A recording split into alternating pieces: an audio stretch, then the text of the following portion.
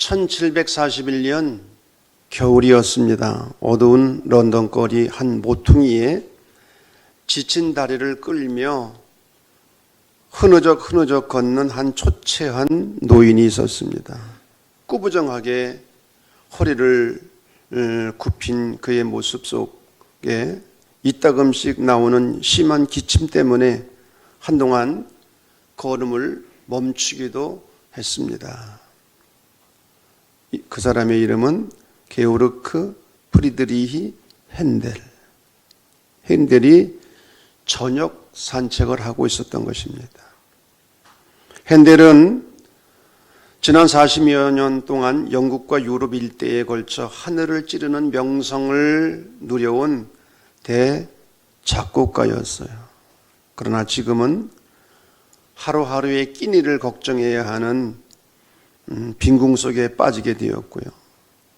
거기다가 56세의 나이에 뇌출혈이 생겨서 오른쪽 반신이 마비가 된 것입니다. 그래서 걷기는커녕 영감이 떠오를 때도 악보를 그리기가 쉽지 않은 그런 몸 상태였어요. 시리에 빠진 나나를 보내던 중 시인이며 대본 작가인 친구 찰스 제넨스라고 하는 사람이 성경을 바탕으로 쓴 오라토리오 메시아의 대본을 가지고 옵니다. 오라토리아가 뭔지 모르신 분은 핸드폰으로 찾아보시면 자세하게 나옵니다. 오라토리오는 성경을 가사로 하고요. 서창, 합창 또는 독창들이 나오고 여기에는 화려한 무대나 의상이 필요치 않고 그냥 아름다운 음악만 하면 되는 거예요. 그래서 이 연주를 할 때에 오페라처럼 그렇게 비용이 많이 들지 않습니다. 이 메시아 대본을 친구가 가지고 왔는데 이사야서와 시편, 복음서와 요한계시록을 바탕으로 해서 예수님의 탄생과 삶, 순환을 담은 내용이었어요. 그 대본을 받아 읽게 된 핸델은 열광과 흥분에 휩싸이게 됩니다. 그래서 24일 동안을 먹는 것과 잠자는 것도 잊은 채 작곡에 몰두하게 되는 거예요. 6일 만에 1부를 완성하고 9일 동안 2부를 완성하고 6일 동안 3부를 완성하고 관현악 편곡을 3일 동안 만들고 그래서 총 24일 만에 이 대작 2시간 넘게 걸리는 이 오라토리오 메시아를 완성하게 되는 거예요. 1742년 4월 13일 영국 더블린에서 메시아가 연주될 때 당시 왕이었던 조지 2세는 할렐루야가 연주되는 동안 자신도 모르게 자리에서 벌떡 일어났어요. 왕이 일어나니까 관중들도 다 일어날 수밖에. 그래서 오늘날에도 이 할렐루야가 연주될 때는 다 자리에서 일어나는 것이 하나의 관습으로 되어졌습니다. 제1부는 오늘 제가 처음 읽은 이사야 40장 1절을 배경으로 하죠. 위로하라 위로하라 내 백성을 위로하라 테너의 독창으로 시작이 되고요. 제2부의 마지막 합창은 그 유명한 할렐루야. 그리고 마지막은 아멘송으로 끝나는 거예요. 아멘송으로. 오늘 성경 본문은 이 일 후에라는 말로 시작이 됩니다. 이 할렐루야가 요한계시록 19장을 배경으로 하는데 이 일 후에라는 말로 19장이 시작이 되는 거예요. 그러면 이 일은 어떠한 일이었는가? 앞부분에 남아있는 요한계시록 17장과 18장입니다. 11장을 보면 많은 물 위에 앉은 음녀가 심판을 받는 내용이 나오고 18장을 보면 바벨론이 무너지는 이야기가 나옵니다. 물론 여기서 말하는 음녀와 바벨론은 로마 제국을 의미하는 것이죠. 바벨론 성이 견고하고 높았으며 성 안에는 100년 양식을 저녁에 놓아서 결코 멸망할 것 같지 않았던 바벨론이 페르시아의 고레스 대왕에게 어이없이 무너지고 말았던 것처럼 로마 제국도 주후 476년에 어이없이 야만족이었던 게르만 민족에게 무너지게 되었어요. 로마 제국이 멸망한 그 과정을 잠깐 살펴보면 이렇습니다. 처음에 게르만 민족은 로마 제국의 국경을 넘볼 생각을 하지 못했습니다. 왜? 로마가 워낙 강대국이었기 때문에. 약탈로 살아가던 게르만 민족은 유난히 추워서 국경선인 라인강이 꽁꽁 얼어붙은 406년 12월 도적질을 하기 위해서 로마 국경선인 라인강을 걸어서 넘어간 거예요. 먹고 살기 위해서, 도둑질을 하기 위해서. 그런데 막상 가보니 국경 경비가 너무 허술한 거예요. 왜? 오랫동안 외부의 침략을 받지 않게 되자 로마 제국은 용병으로 군대를 운영했고요. 그러니 용병이 애국심이 있을 리였고 지휘관들은 사치와 향락으로 타락해 있었습니다. 지휘체제가 완전히 기강이 무너진 거예요. 게르만 민족의 일부가 강을 건너 로마 제국 길리아 지역에 침입하면서 로마 국경이 무너지기 시작을 합니다. 이때 침입한 군대의 숫자가 약 1만 5천 명이었다고 해요. 별로 저항을 받지도 않고 1만 5천 명이 주민이 약 2천만 명이나 되는 갈리아 지역을 점령하게 되는 거예요. 이렇게 로마의 한쪽 국경이 서고트족의 알라릭에게 힘없이 유린을 당하자 게르만 민족 안에 있던 여러 부족들, 예를 들면 반달족, 프랑크족, 롬바르트족, 부르군트족, 동고트족, 게르만 민족은 총칭이고 그 게르만 민족 안에 이런 작은 부족들이 많이 있었던 거예요. 여러 부족들이 떼를 지어서 몰려간 거예요. 그래서 이 게르만 민족이 이탈리아 반도는 물론 스페인과 북아프리카 지역까지 진출해서 이 서로마 제국은 게르만 민족의 무대가 되고 맙니다. 로마의 황제들은 실권을 잃었고 군대의 실권자에 의해서 황제가 수시로 바뀌면서 이런 파행을 거듭하다가 결국 476년 서로마 제국이 망하게 되는 거예요. 동로마 제국은 수도를 콘스탄티노플로 옮기면서 그쪽에서 유지하다가 1453년 이슬람에 의해서 멸망을 하게 되는데 어쨌든 서로마 제국은 600여 년 만에 막을 내리게 되는 거예요. 그때 로마의 군대가 몇 명이었는가? 50만 명에서 60만 명이었다고 합니다. 그런데 이러한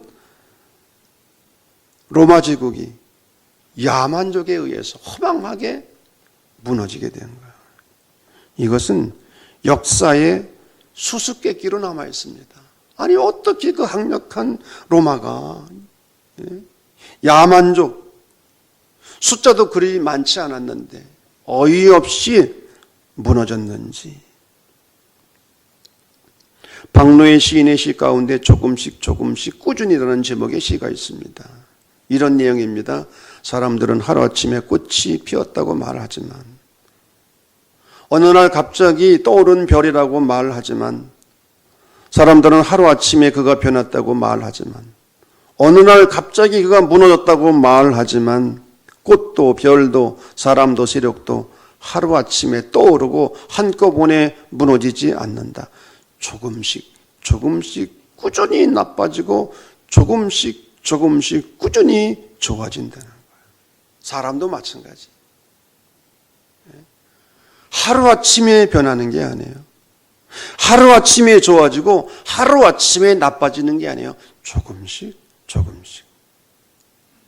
여러분, 우리의 신앙도 하루아침에 좋아지고 하루아침에 변질되고 타락하는 게 아니에요. 조금씩 조금씩. 여러분, 조금씩 조금씩 나아지기를 바랍니다. 로마는 하루아침에 망한 게 아니에요. 조금씩 조금씩 나빠진 거예요. 로마서 요한계시록 17장과 18장을 보면 로마 제국 멸망의 원인이 나옵니다. 한마디로 말해서 외부의 적이 있지 아니했고 내부의 부패와 타락에 있었어요. 이를 가리켜 요한은 음행의 진노의 포도주에 취했다. 음행의 진노의 포도주에 취했다는 거예요. 요한계시록 17장 4절을 보면 그 여자는 자줏빛과 붉은빛 옷을 입고 금과 보석과 진주로 꾸미고 손에 금잔을 가졌는데 가증한 물건과 그의 음행에 더러운 것들이 가득하더라. 로마 제국 멸망의 첫 번째 원인은 경제적 사치와 향락이었어요. 로마 제국은 전설적인 부귀영화를 누린 나라였습니다. 지중해 전역을 지배하면서 그곳에 들어오는 식민지 곡물이 넘쳐나서 사치 이외에는 돈을 쓸 곳이 없었고 여가를 즐기는 일 외에는 할 일이 없었어. 먹고 마시고 쓰고 즐기고. 두 번째, 도덕적 타락. 로마 제국의 사치의 뒷면에는 도덕적 타락이 드리워져 있었어요. 특히 성윤리가 그랬어요. 초기 로마 황제 15명 중에 14명이 호모였다고 그래요. 쾌락을 추구하기 위해서 온갖 수단과 방법을 동원했습니다. 남자만 그런 것이 아니라 여자들도 마찬가지였어요. 화산 폭발로 인해서 하루아침에 잿더미가 된 폼페이를 가보면은요, 그 당시 타락상이 그대로 남아있어. 얼마나 타락했는지. 기억에 남는 장면 가운데는 가이드가 그러더라고요. 이곳은 귀족의 아내들이 말을 타고 와서 말을 메어놓고 그리고 함께 즐겼던 사창가였습니다. 귀족의 아내들도 얼마나 윤리와 도덕이 타락했는지. 세 번째로는 교만과 무사 안일이었어요. 역사에 의하면 가장 위험한 것이 교만과 방심입니다. 로마 제국은 식민지 국가들에게 찬사를 받으며 무사 안일에 빠졌어요. 그리고 사치와 향락에 극을 달리다가 파멸의 순간이 도적같이 임하게 된 거예요. 네 번째로 지나친 우상 숭배와 영적 타락입니다. 로마는 식민지를 통합하기 위해서 황제 숭배를 강요하였고 참된 종교가 없었기 때문에 온갖 우상을 섬긴 거예요. 그러면서 그리스도인들을 무자비하게 박해를 했습니다. 그 당시 콜로세움에서 죽어간 그리스도인들이 얼마나 되는가? 역사 기록에 의하면 50만 명에서 60만 명이 죽어간 거예요.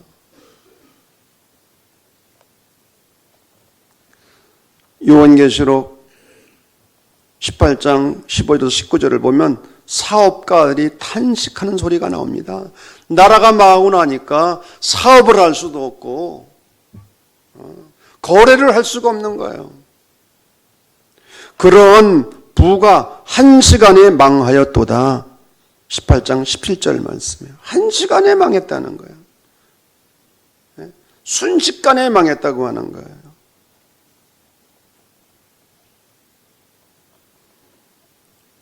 오늘 우리가 읽은 성경 본문 요한계시록 19장 1절부터 10절의 말씀은 그 바벨론 로마 제국 심판에 대한 찬양인 것입니다. 이 환희의 찬양은 할렐루야로 시작해서 할렐루야로 마칩니다. 히브리어로 할렐루야는 야훼를 의미하죠. 야훼를 찬양하라. 할렐루야. 야훼를 찬양하라는 거예요.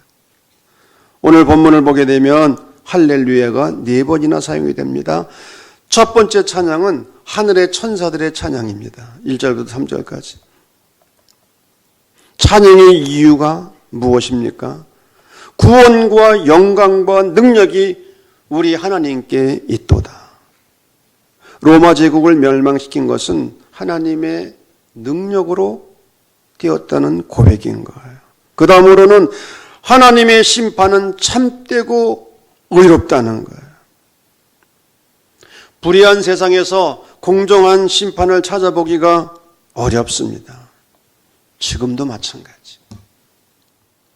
인간 세계에서 공정한 재판을 찾아보기가 참으로 어렵지만 하나님은 언제나 공정하실 뿐만 아니라 판단을 잘못하시는 일이 없다는 거예요. 그래서 그 하나님께 찬양을 드리는 거예요. 구원과 영광과 능력이 하나님께 있고 하나님의 심판은 참되고 의롭기 때문에 그런 하나님께 찬양을 드리는 거예요. 두 번째 찬양도 하늘의 천사들의 찬양인데 하늘의 천군 천사들이 할렐루야를 외치니 연기가 세세토록 올라갔다. 그 연기가 무슨 연기입니까? 멸망한 로마 제국이 타는 연기. 이 연기가 끊이지 않고 하늘로 올라가는 거예요. 이 연기는 세상의 죄악을 태우는 심판의 연기였어요. 로마 제국을 태우는 이 연기는 오늘날 이 세상의 죄악을 태우는 심판의 연기라는 거예요. 세 번째 찬양이 있습니다. 24명의 장로들과 4 생물들이 찬양을 합니다. 24이라는 이 숫자는 구약의 12지파와 신약의 12제자를 합친 숫자. 그 당시 순교자들과 전 세계에서 모든 시대를 통하여 순교적 정신을 가지고 신앙생활하는 성도들을 대표하는 거죠. 4 생물은 사자, 소, 사람, 독수리를 의미하는데 우주에 살아있는 생명체를 의미하는 거예요. 그래서 24장로는 온 교회를, 4 생물은 모든 자연계를 대표하는 거예요. 그래서 24장로와 4 생물들이 하나님께 찬양을 드리는 거예요. 그때 하늘 보좌에서 음성이 들립니다. 하나님의 종들 곧 그를 경외하는 너희들아 작은 자나 큰 자나 다 우리 하나님께 찬송하라. 하나님을 찬양하라는 거예요.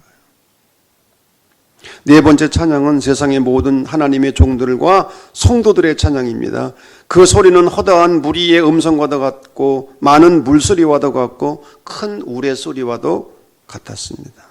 성도들의 찬양도 할렐루야로 시작이 됩니다. 그리고 이제는 로마 제국의 멸망과 교회의 승리 때문에 찬양하는 것이 아니라 새로운 나라에 하나님의 통치가 이르렀음을 찬양하는 거예요. 그래서 6절 보면 주 우리 하나님 곧 전능하신 이가 통치하시도다. 그래서 우리가 그 할렐루야성을 들을 때에 가장 인상 남는 것은 주님이 다스리신다. 주가 다스리신다.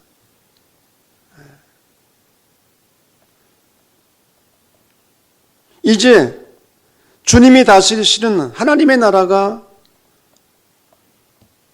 임할 것인데 그 나라를 맞이할 준비를 하라는 거예요.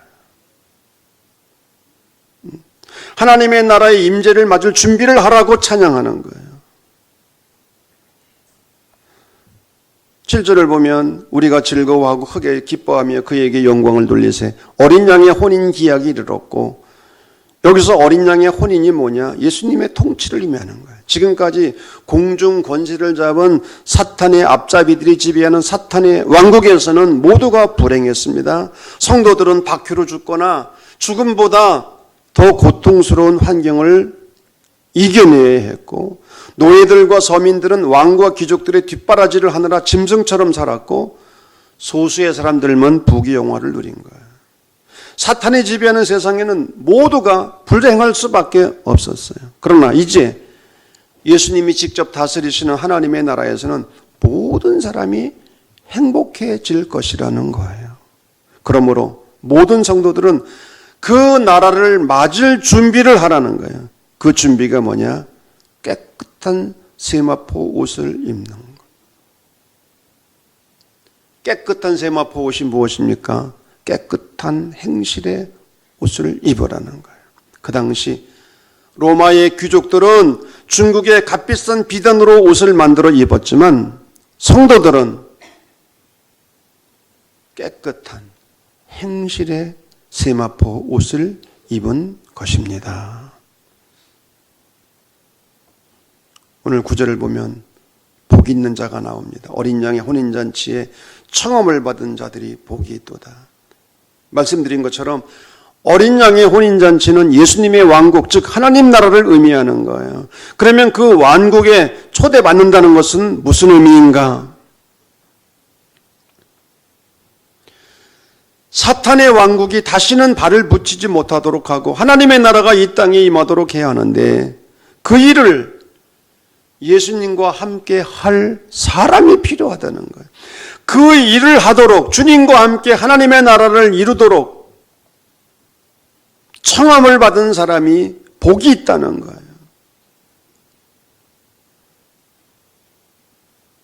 주님과 함께 다스린다는 말이 이와 같은 의미인 거예요. 여러분, 오늘날에도 주님의 몸된 교회에서 주의 일을 맡아서 하는 것 자체가 은혜요 복인 줄로 믿습니다. 일은 아무것도 안 하고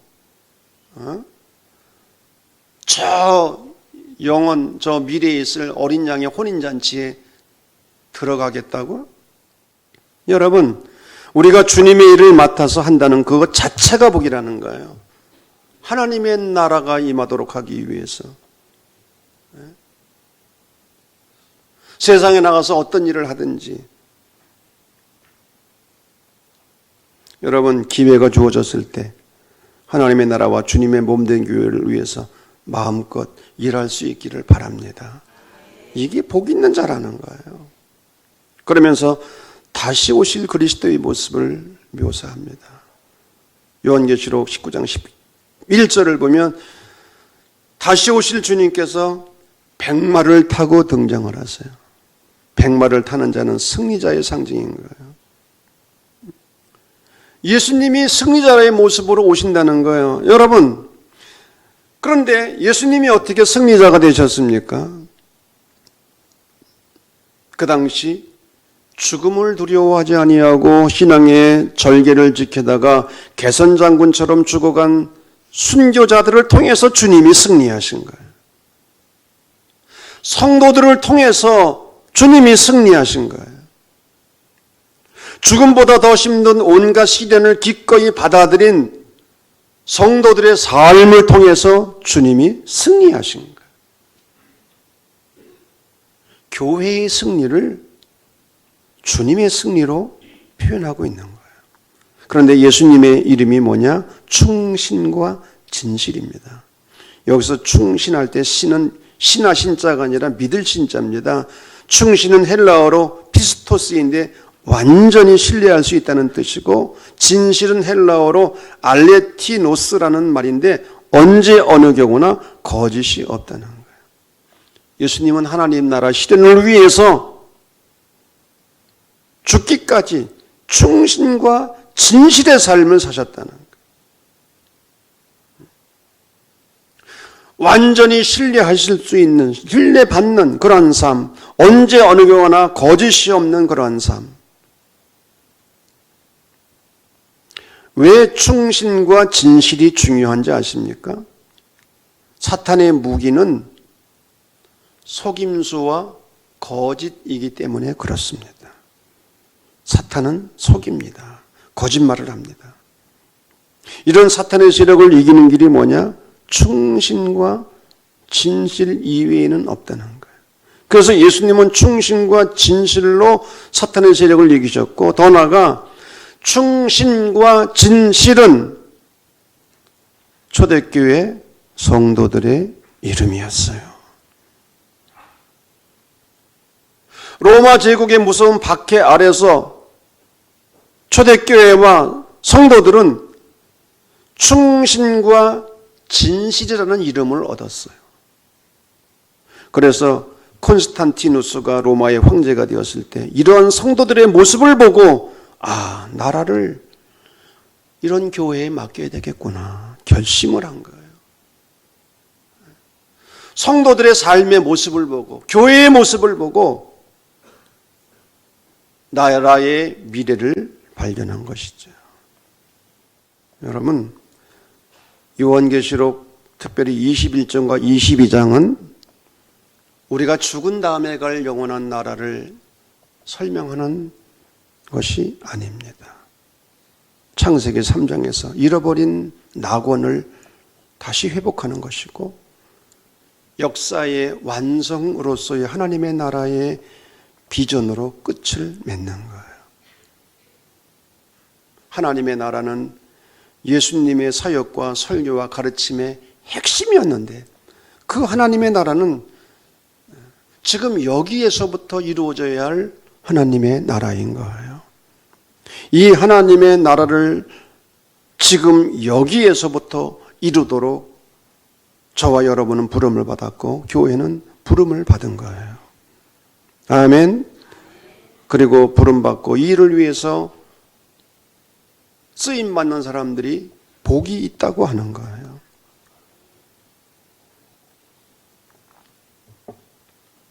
오늘 말씀을 마무리하면서 몇 가지 요약을 합니다. 첫째, 아무리 강대국이라 할지라도 로마 제국처럼 사치하고 음란하고 타락하고 교만하고 방심하면 반드시 멸망한다. 예? 하루아침이 아니라 서서히 조금씩. 예? 이것은 개인이나 공동체나 나라도 마찬가지. 두 번째로 죽음을 두려워하지 아니하고 충신과 진실로 신앙의 절개를 지키며 순교적 삶을 사는 성도들이 결국에는 반드시 승리한다. 아멘. 처음에는 불의가 승리하는 것 같지만 결국에는 의가 승리하고 미움이 승리하는 것 같지만 결국에는 사랑이 승리하고 순교적 삶을 살아가는 성도들이 결국에는 승리한다는.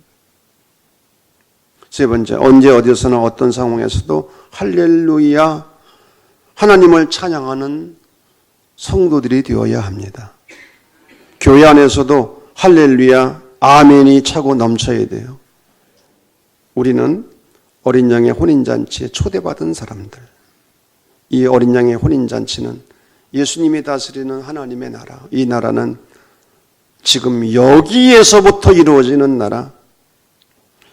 성도들은 죽은 다음에 하늘나라 가서 무엇을 해보려고 하지 말고 살아있는 동안 지금 여기에서 예수님과 더불어 하나님의 나라가 임하도록 헌신하고 충성해야 될 줄로 믿습니다. 이 일을 위해 쓰임받는 사람들이 복 있는 사람들인 거예요. 요한계시록이 말씀하고 있는 하나님 나라는 지금 여기에서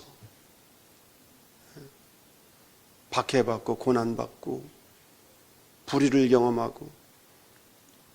여러분, 공산주의 이론의 창시자인 칼 막스가 기독교를 향하여 민중의 아편이라고 비판을 했어요. 왜 그런지 알아요? 그 당시 교회가 가난한 민중들은 고통을 겪고 힘들어 하는데 그 문제를 해결하려고 관심하지 않고 저 천국만 강조한다는 거예요. 아편을 준다는 거야, 아편을. 현재의 고통을 잠시 잊도록 하기 위해서. 제가 아무리 성경을 해석하고 읽고 이해를 해보아도 아니에요. 예수님이 말씀하신 하나님 나라, 에덴 동산, 파라다이스, 바로 지금 여기에서부터 이루어지는 하나님의 나라. 이 나라를 위해서 기도하고 헌신하고 충성하는 우리 모두가 되기를 간절히 바랍니다.